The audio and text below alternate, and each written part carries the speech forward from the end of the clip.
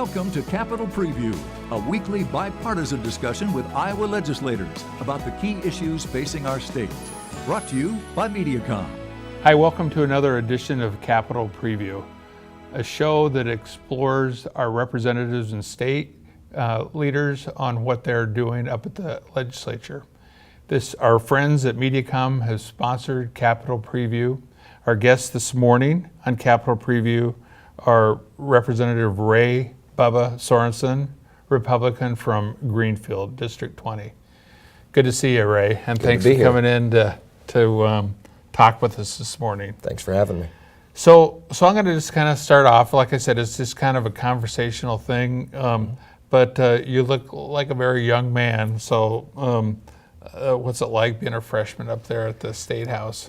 It's a very interesting experience. I clerked for a representative about 7 years ago, and he was the chair of a committee, so I kind of got the feel of the pace of the building and, him being pulled off to all kinds of meetings and, being pulled in a million different directions. And I thought, I don't know if that's for me or not, but, right. Actually being in that chair and going through it, it's not something you can describe to somebody. You've really got to run, you've got to do it, and being pulled in a million different directions. It's kind of like drinking from a fire hose. Right. You just try and get as much as you can, and you're expected to be an expert on 1,000 different topics every day, and you just do the best you can. And it's tough. I got to tell you, it's tough. A big part of my job is the lobbyist for the Cable Association. Yeah.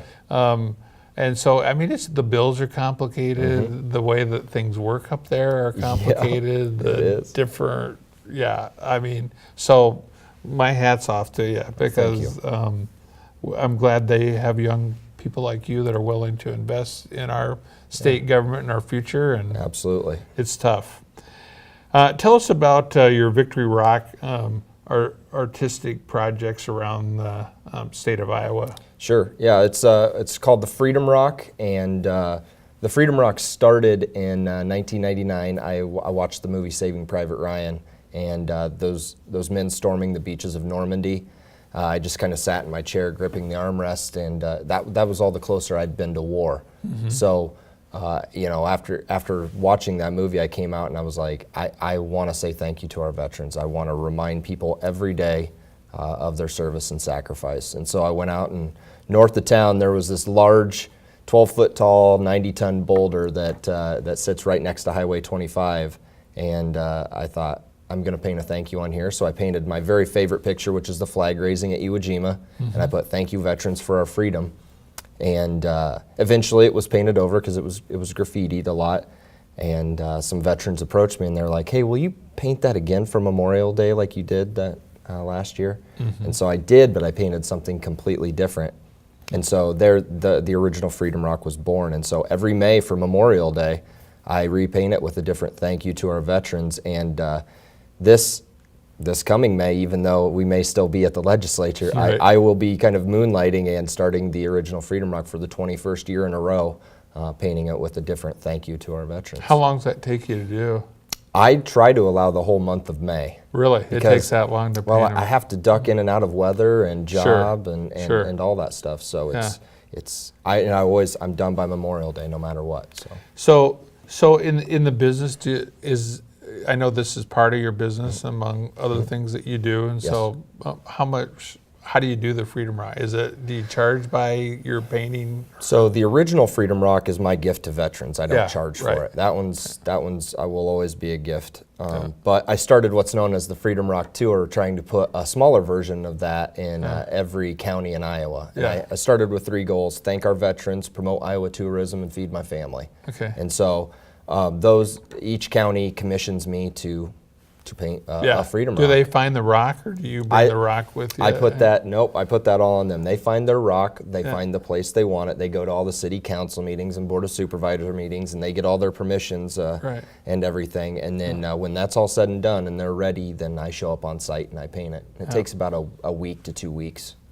It's really a neat thing, Thank you. especially for such a young man that understands the importance of the veterans and Absolutely. and who made this country the great country that it is. We owe them a debt of gratitude that I'm not Absolutely. sure I'll ever be able to repay, but I Right. just want them to know. Yep.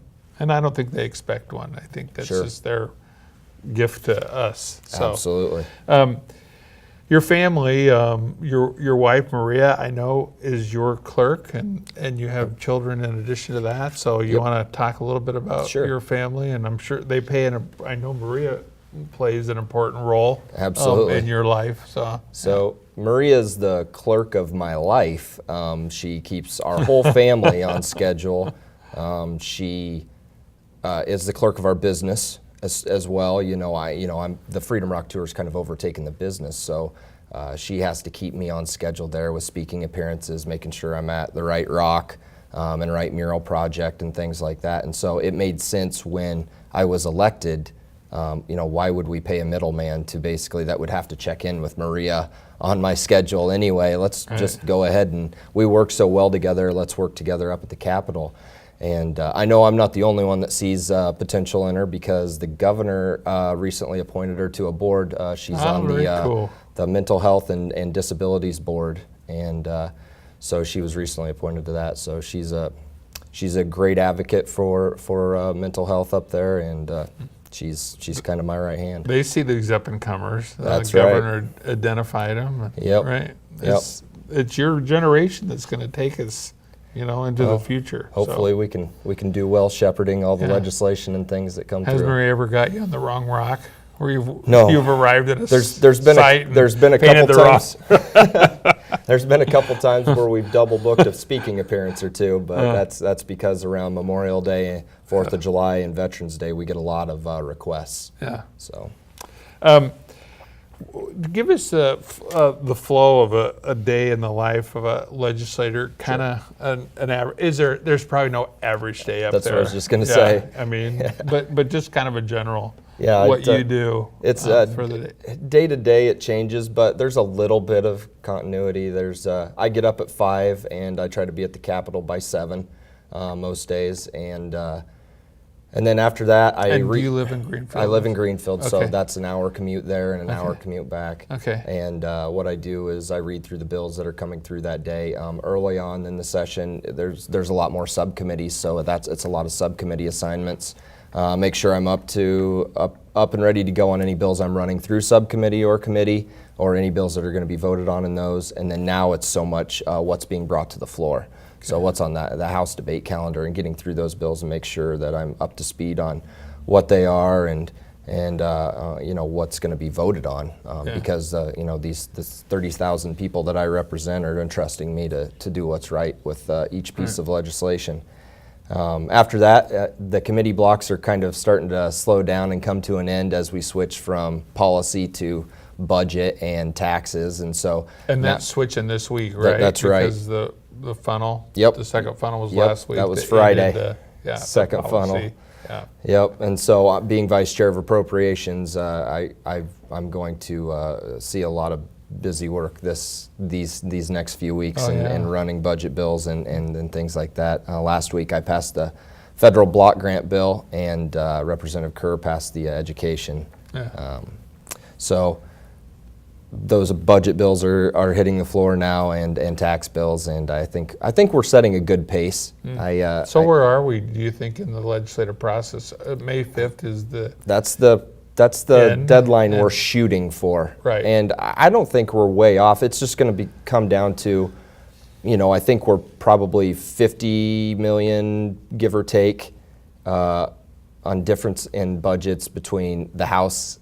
Where the House and the governor are pretty close, and the Senate wants to be about 50 million under that. So it's just going to be who kind of wins out in that, who wants to attach policies to, pieces of tax and budget legislation and things like that. That also comes into play. Is that going to slow things down a lot farther than the pace we've set? 50 million seems like a lot to me. Seems like but a up lot. there, But in it's not. a $7.6 billion Right, budget, right, it's Yeah. actually a lot closer It's than you'd think. pretty slim for Yeah. them. What's your biggest surprise in serving in the Capitol?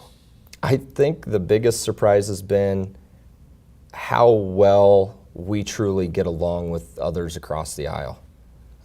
I truly consider a bunch of them friends just in these few months we've been serving together.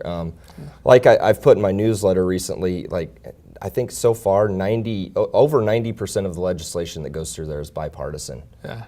It's the handful of the 5 to 10% of legislation that's very contentious that makes the news, and that's all that's in the news. The news they don't report on we're getting along. Yeah. That doesn't sell ads. Yeah. So Exactly right. they want to report on how contentious it is, and so that 5 to 10% is all anybody ever sees, and so they think we're always at each other's throats up there. Right. And I don't think it could be farther from the truth. I got to say, this year has been the best year by far Sure. I've seen in bipartisan cooperation. Sure. There isn't the angst or It doesn't seem to the be. confrontation like Yeah. there was in years gone past. Yeah, And, well- and people are passionate, right? Yeah. So yeah, I hope they don't mistake passion Right. for being at each other's yeah, throats. we're right. at each other's throats. Yeah, Right. there's definite disagreements, but we get along for the most part. You had mentioned your wife's Maria's appointment by the governor, so maybe just touch on that just a little bit, because I think that is it for child mental health? The way I believe it is, and she could probably speak to it more than I could, but it's the Mental Health and Disabilities Board, and it's, I think, adult and children, Yeah. and it's across the board. And the board is made up of professionals in the field, ordinary citizens, people that are attached to the legislature. So it's a kind of a spattering of all across the board, trying to get so many different viewpoints. Hopefully they're thinking outside the box and help us to then craft the proper legislation of, are we putting the right framework in? Are we funding it to where it needs to be? You don't want to get the cart ahead of the horse and just throw a bunch of money into something you don't have a framework and code for. Yeah. Because then where's the money going? And so things like that, people and a board to help us navigate those waters. I know on a less serious note, you have the nickname of Bubba. Yes. You do not look like a Bubba. So Yeah. I'm curious how that name Yeah, stuck to you. I start most of my speeches with that. So yeah, I guess I've neglected to tell you about that. Yeah, I've been known as Bubba since I was 2 months old. I was an extremely fat baby. I think my mom fed me probably way too much, and Dad thought it would be hilarious to call me Bubba because I was kind of heavy to pick up. And all his friends started calling me Bubba. Everybody called me Bubba. I didn't realize my name was Ray until I hit school, and teachers started calling me Ray, and I'm like, is my grandpa here? Yeah. I didn't realize. Do you want him to call you Ray now, or do you? No, I don't care. Yeah. There's been a lot of people be like, hey, Bubba. Oh, I'm sorry, Representative Sorensen. I'm like, oh, no, it's all right. Everybody knows me as Bubba. So We have just a few seconds left. Sure.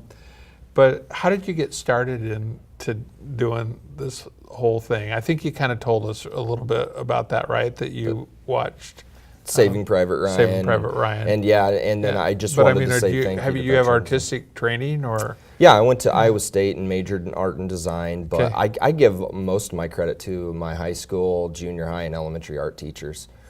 They were absolutely fantastic. Mr. McDermott, Mrs. Rash, and Mr. Derby. There I you owe go. them You just gave them credit. I 'cause owe this them a goes debt of statewide, gratitude. So yeah. They saw that I had, I think, maybe a little bit of talent, or maybe they just saw that I had a love for it, and they continued to cultivate that as I grew up and got through. I'm high school. impressed, and keep it up. And thank you very much for doing Absolutely. that, giving back to Iowa. You're such a young man that I love it that this generation feels that way. So. Absolutely. All right. Our guest today was Representative Ray Sorensen, Republican from Greenfield. We appreciate you tuning in to Capitol Preview, and please join us for another episode of Capitol Preview.